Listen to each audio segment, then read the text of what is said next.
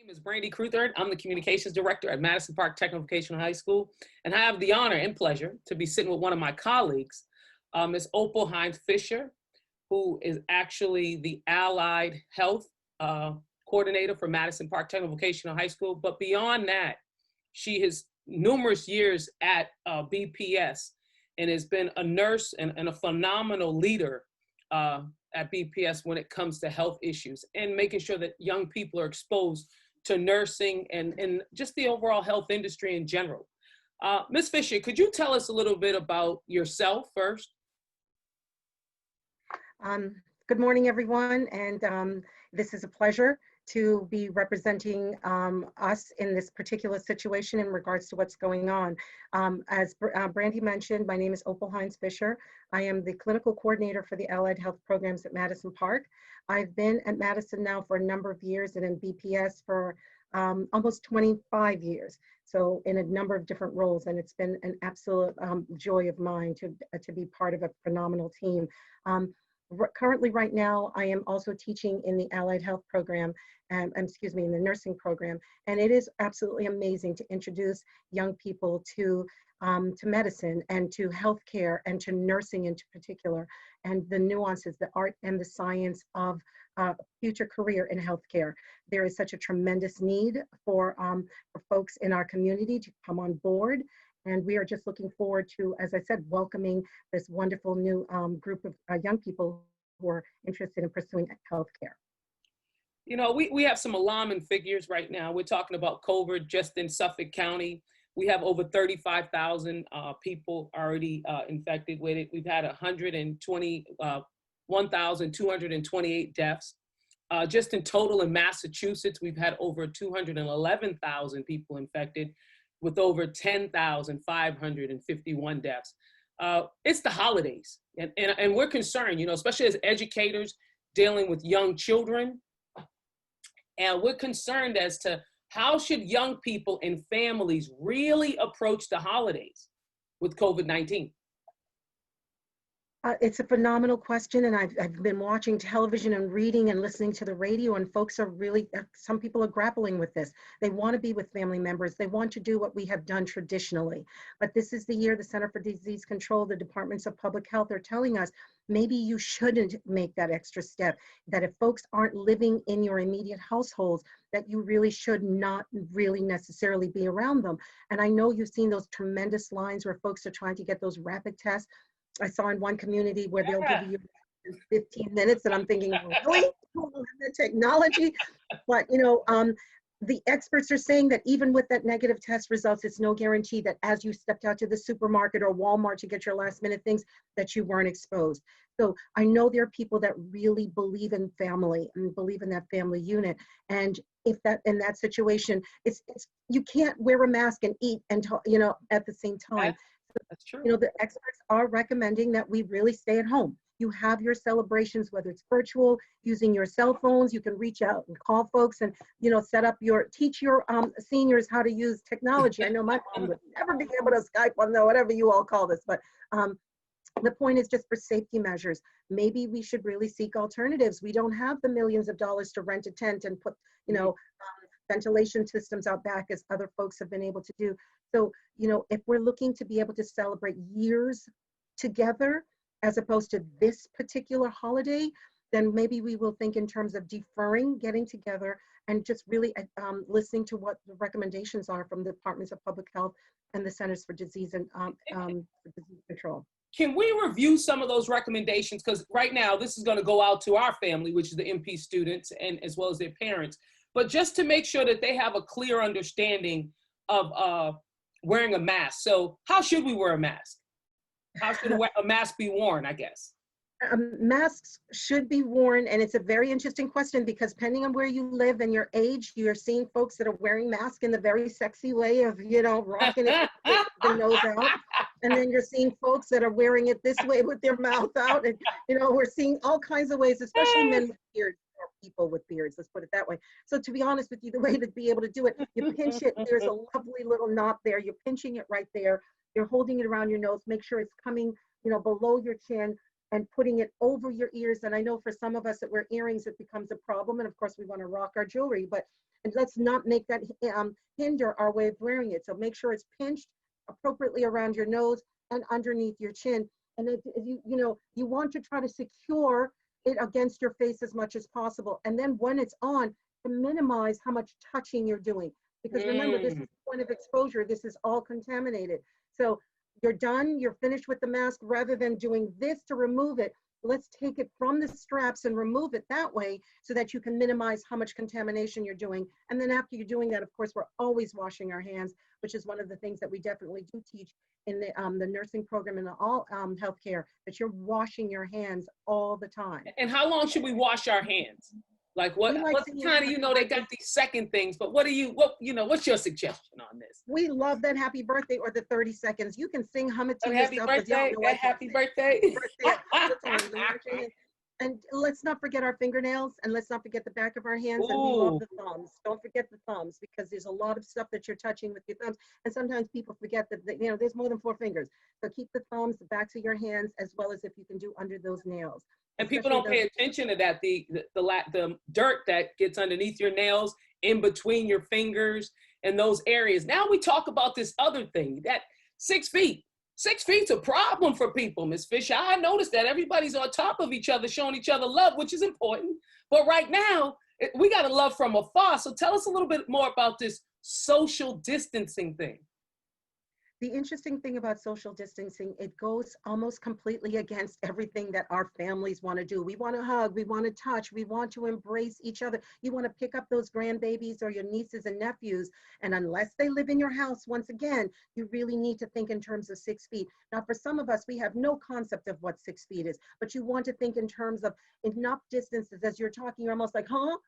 What did you say? Because really, it's almost a challenge to be able to hear them. And depending on the size of your homes, your apartments, your dwellings, it is really hard to be able to maintain the 6 feet. And that's one of the reasons that why the folks are really encouraging us to really only maintain this gathering with those people that live in your immediate household.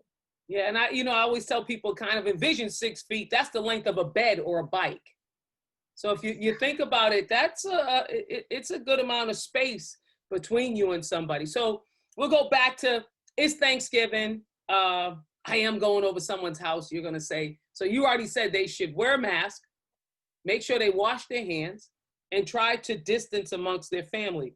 When we speak about utensils and things in the house, how should that be used? Because some people are going to go to other people's homes. So plates and forks, thoughts on that? There are really no recommendations in regards to the use of utensils and cutlery and plates and so on. One is expecting, of course, that everything will be clean, because, everyone right now is in that uber state of cleanliness. So, part of the issue with us is sharing food. Yes. So, for example, you're taking a bite, oh, this is really good, and you want to share it with someone else. And so we're cautioning that you not necessarily eat, sharing it, because of the droplet precautions, as well as just passing in terms of the mucus. So keep it on your own plate, finish eating. Needless to say, this isn't Christmas where we're singing songs, because we really, CDC is recommending and DPH is recommending that we're not singing amongst each other. This is not the time to tune into your latest stations and everybody singing, because of the amount of force that is released in terms of singing and projection of the bacteria or the virus, excuse me. So minimize in terms of when you are not wearing your mask. And I know right now in terms of services and so on. The other thing also, for those that are going out after Thanksgiving, which means I know those people waiting in lines at certain outlets. Black Friday, they're ready for Black Friday. They're ready for Black Friday. Exactly, folks, you are forgetting sometimes when you are picking up those items that someone else touched before, because we're no longer wearing gloves outside as we used to. You're standing in line because you want to be the first one in line. As Ms. Cruthers said, be mindful that even though we're thinking right now about Thanksgiving, when you're out and about and you're in the stores and dear Lord, it feels like 100 degrees and you want to slip that mask down, we need to even be more mindful when we're at, that $20 item that you're going to stand in line to get is definitely not worth your health. And Brandy, if you just give me one moment. One of the things the CDC is cautioning is the after effect. For some young people, especially, they're thinking, well, I'm only 18 and I'm 17, so therefore I don't have to worry about COVID because it doesn't impact me. we're really mindful that you may not necessarily get the same a level of sickness as folks your age, older than you will get, but being mindful once again that if you are potentially a carrier and you're asymptomatic, which means you have absolutely no symptoms, we want to worry about your parents, your grandparents, your cousins at home that have asthma or other kind of circumstances. And more importantly, what we're also seeing is what's happening to the body as a result of having COVID in there, that there's a lot of people that have long-term effects. You're having difficulty breathing, you're having all kinds of symptoms, and you don't know. So what we're saying is, once again, in terms of mitigation, the one thing that we can all do, and it's so incredibly inexpensive, is to wear your mask and wear it appropriately. Now, I'm not advocating for this type of mask per se, that's not what I'm saying, but I'm concerned about some of the sexy masks that we see around, with the sparkles and the things that they have absolutely no filter. It's one layer and you're literally like breathing through cloth. And so we want you to be cautious that you're not literally just doing that. Or I meant to actually show you this. It's not like one little thin layer that's protecting your nose and your mouth, that you really want something that's either 2-ply or, more importantly, 3-ply, means there's 3 different layers there to protect you.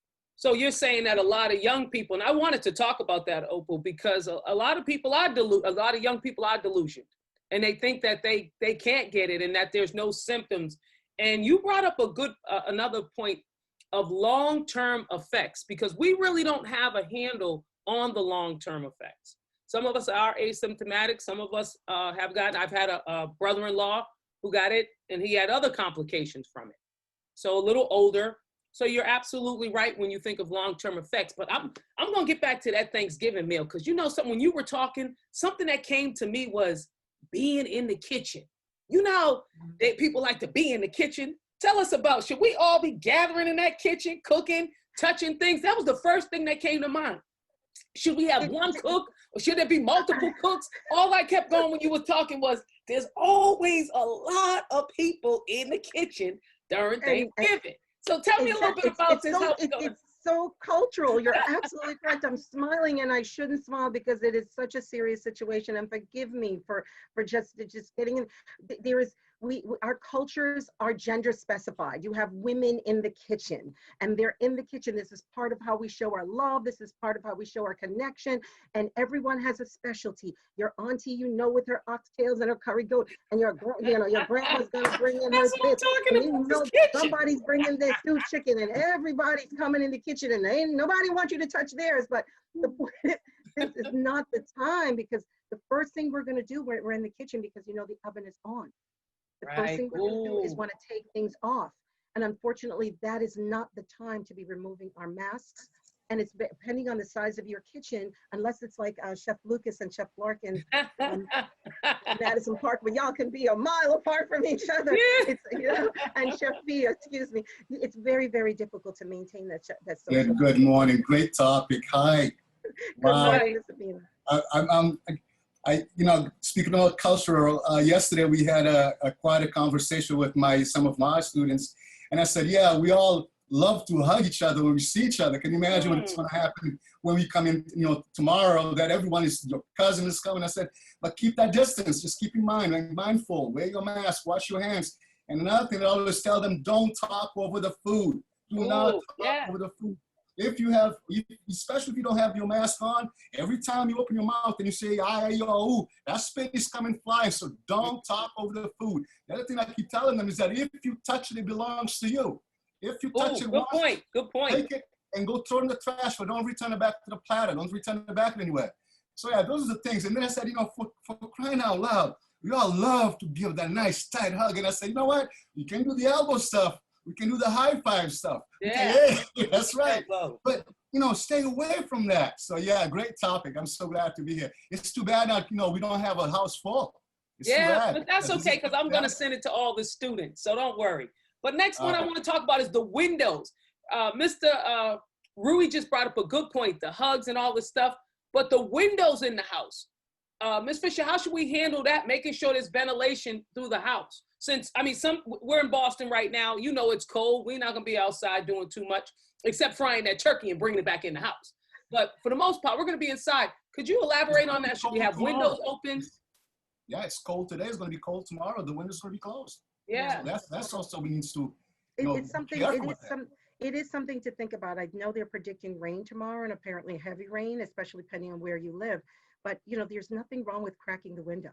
Some people have back doors at their kitchen. There's nothing wrong with opening it. Doesn't that necessarily have to be open for the entire time that folks are there, but allowing some ventilation is always very, very important. So as I said, it doesn't have to be full open as if it's summertime, but you can crack the window, encouraging, and Ms. Cruthers, you're absolutely correct, encouraging that fresh air to be circulating through.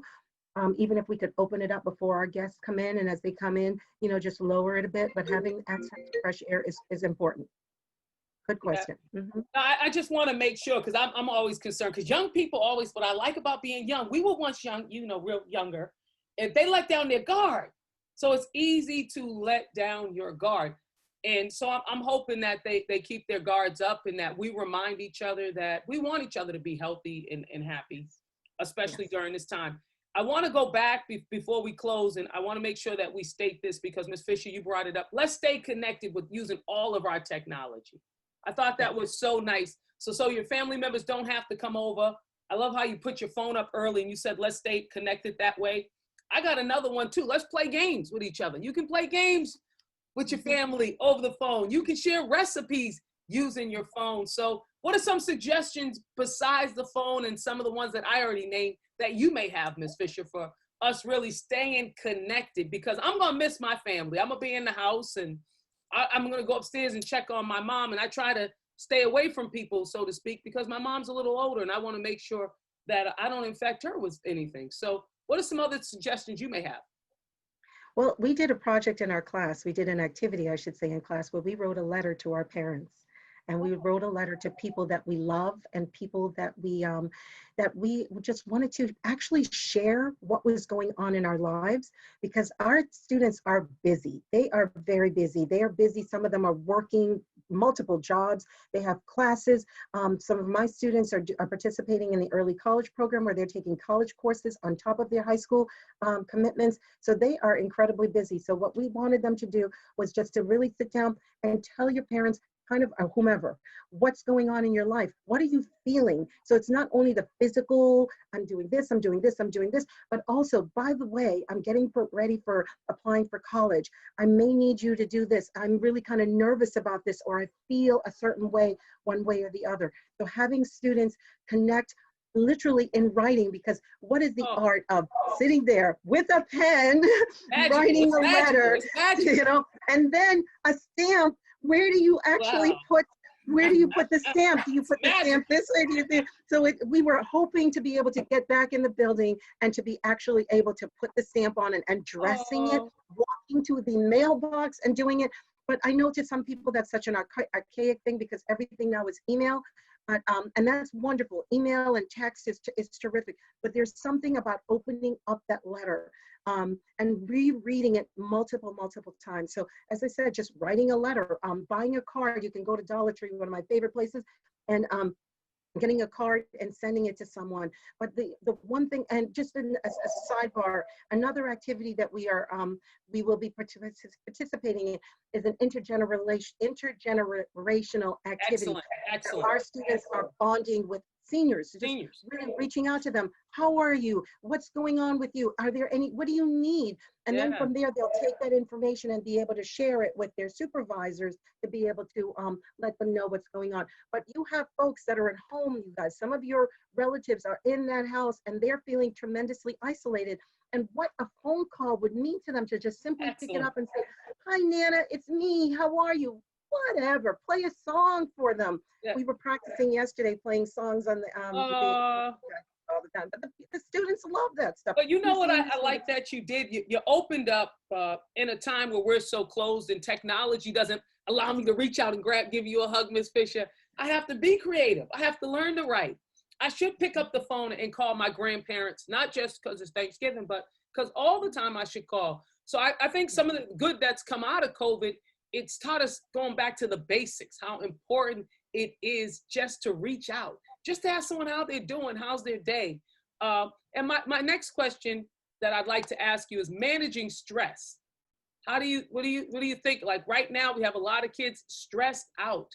How should they manage their stress? That's an excellent question, because obviously as educators, we're thinking about the students and their stress.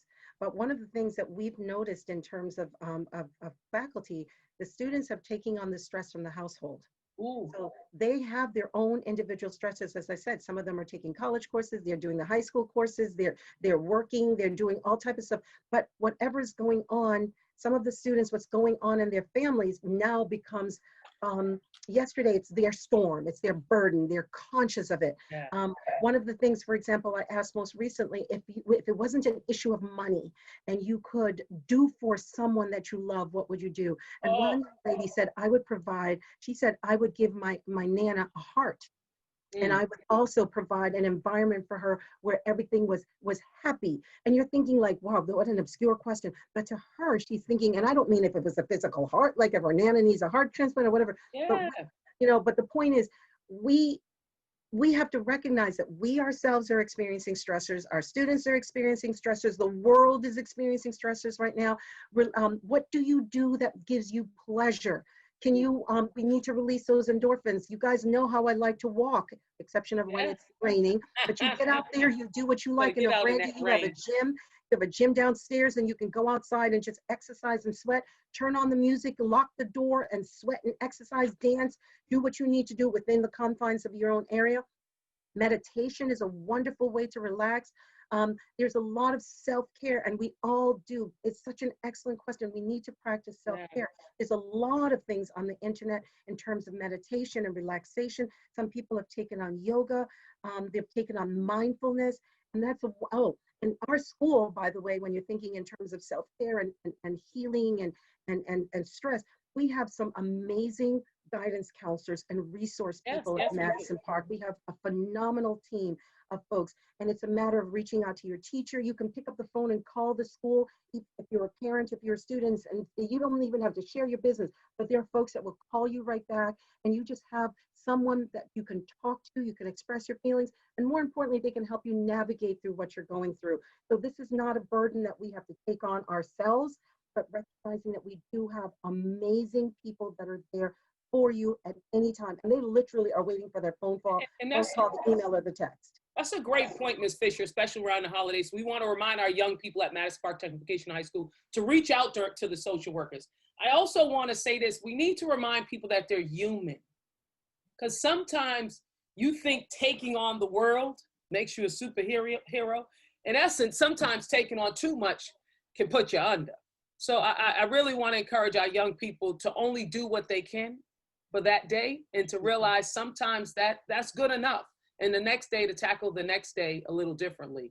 So it has been a pleasure, and you know I'm a big fan of yours, and no one knows why, but I've had the opportunity to work with you outside of Madison Park Technical High School, and I also think you're one of the most dynamic women I've met in my journey. So with that being said, what's your last words that you could give? And I got a better one. What's something you're thankful for?